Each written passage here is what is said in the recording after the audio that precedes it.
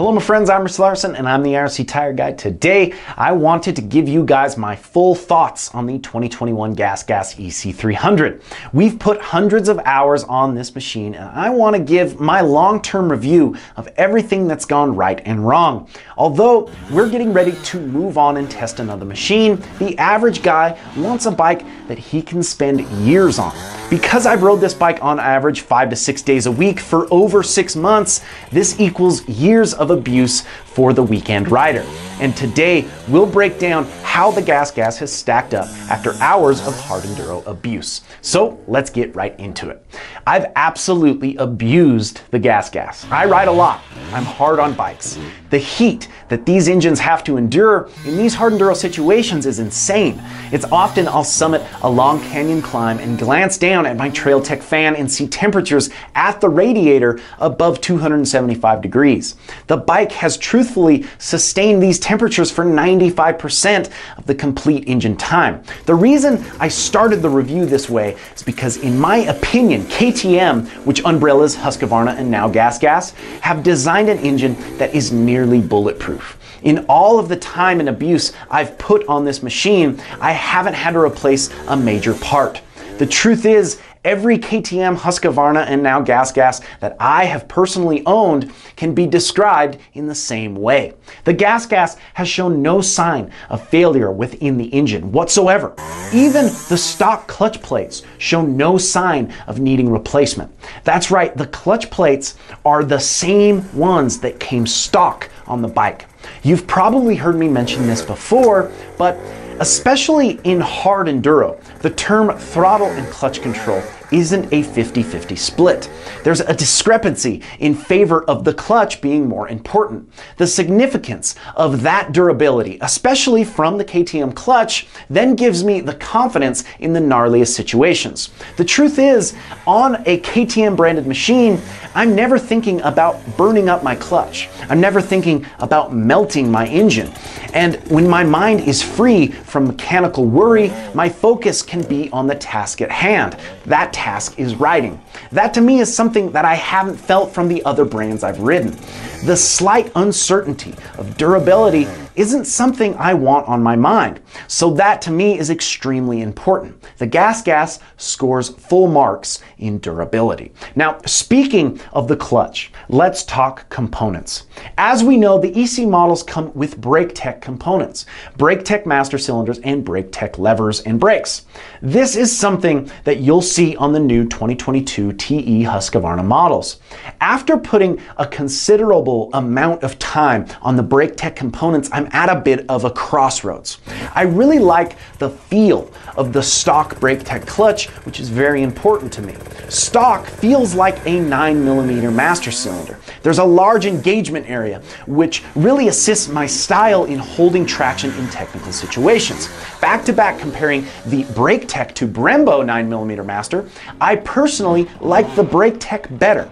I felt the Brembo, even with a 9mm master, has a quicker engagement point. This increases a feel of snap, but decreases a feel of holding traction. But in my opinion, the brakes went the other way. With the BrakeTech front and rear brake components, I experienced more fade, an increased, almost spongy feel in the levers. Even after vacuum bleeding and servicing both front and rear brakes, they never felt consistent and not nearly as strong as the Brembo. So if I had my choice, I'd choose Brembo brakes and BrakeTech clutch. Remember, the EX models come with Brembo components stock, so keep that in mind. Now, a lot of guys have asked me, why did I choose the EC over the EX model? And truthfully, I prefer the wide ratio transmission in situations I'm in most of the time. Now, what do I mean by that? The wide ratio transmission gives me a better first gear when I'm doing slow trick trials type riding. I like the first gear power when I have a single obstacle, like double blips or splatters. I've kept the stock gearing at 1350, but added dirt trick sprockets for increased durability.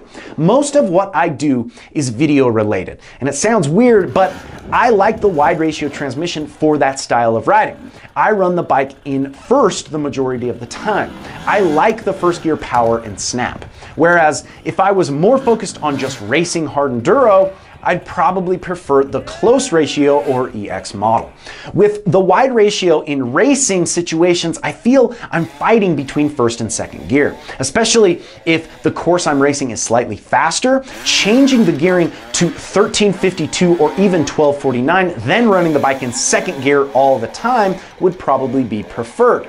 There's a lot of gearing changes that I can make, and it really depends on the style of riding, situation, even dry versus wet, right? So I like doing single obstacles for video views, and the wide ratio transmission and 1350 gearing suits me well. One of the most common questions is, how is the TPI's engine performance? I ran this bike for about 50 hours completely stock. No changes to the head or mapping, and truthfully, performance was awesome.